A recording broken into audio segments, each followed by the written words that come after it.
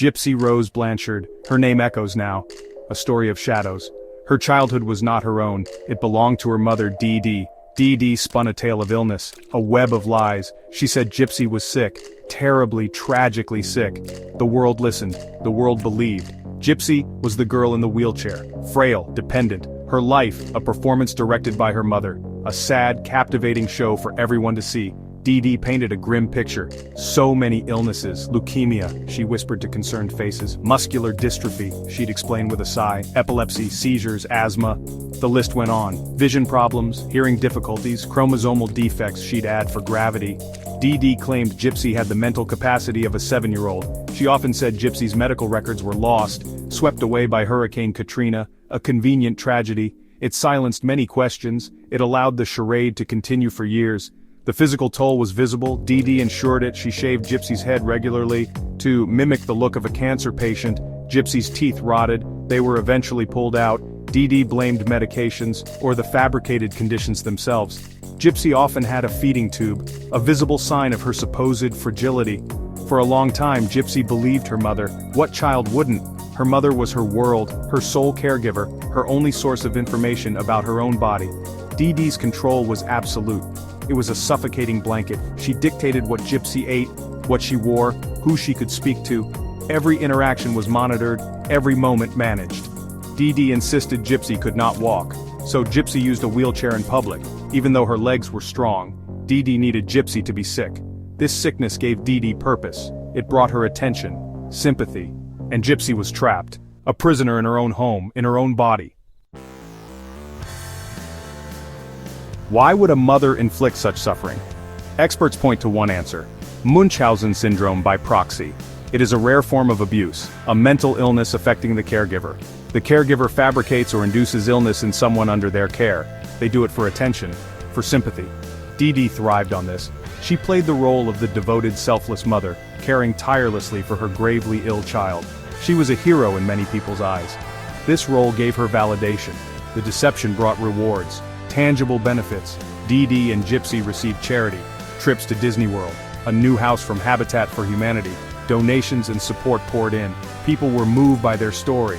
The brave little girl, the dedicated mother. Dee Dee was a skilled manipulator. She knew which buttons to push. She understood how to exploit goodwill. The sicker Gypsy appeared, the more Dee Dee gained. It was a perverse cycle, a dark, twisted game where Gypsy was the pawn and Dee Dee was the queen.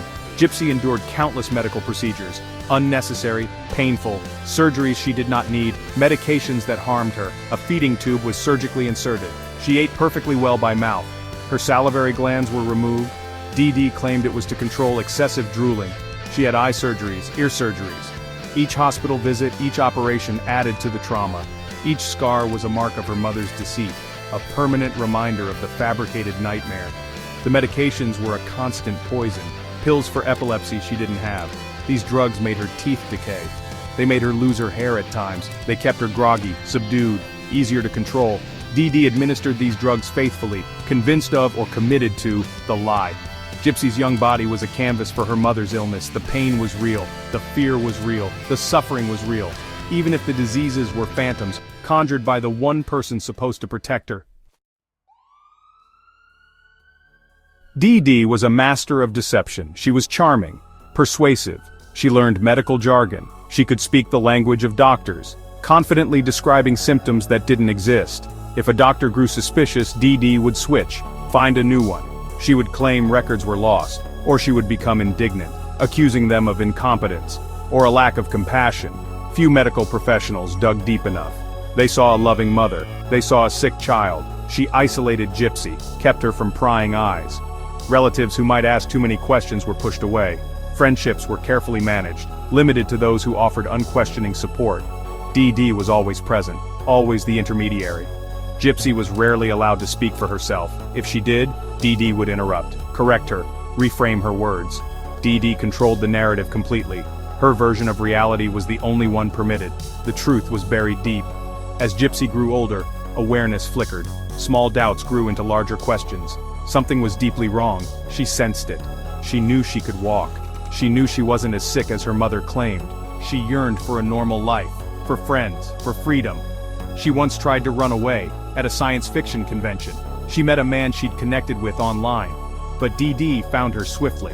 The escape was short-lived. The punishment was harsh. Dee Dee smashed the shared computer, reportedly chained Gypsy to the bed. The control became even tighter. Then, a new online relationship blossomed. Nicholas Godejohn. He became Gypsy's secret confidant, her hope. She revealed the truth to him. The years of abuse, the fabricated illnesses, the suffocating control. They communicated in secret for years. He saw himself as her knight in shining armor. She saw him as her only way out. Their conversations grew darker, more desperate. They began to plan. A desperate, terrible plan. They decided Dee Dee had to die. It seemed the only path to Gypsy's freedom. The plan was put into motion. June 2015. Godejohn traveled to their Missouri home. Gypsy let him in. Then she hid in the bathroom, covering her ears. She heard her mother's screams. Then an awful silence. Claiborne Dee Dee Blanchard was dead, murdered in her own bed. Gypsy and Godejohn fled. Soon after, they posted disturbing messages on Dee Dee's Facebook account. One read, "That bitch is dead."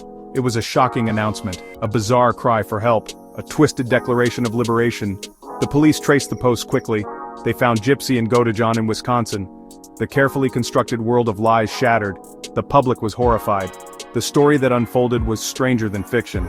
The chronically ill child was, in many ways, healthy. The devoted mother was a cruel abuser.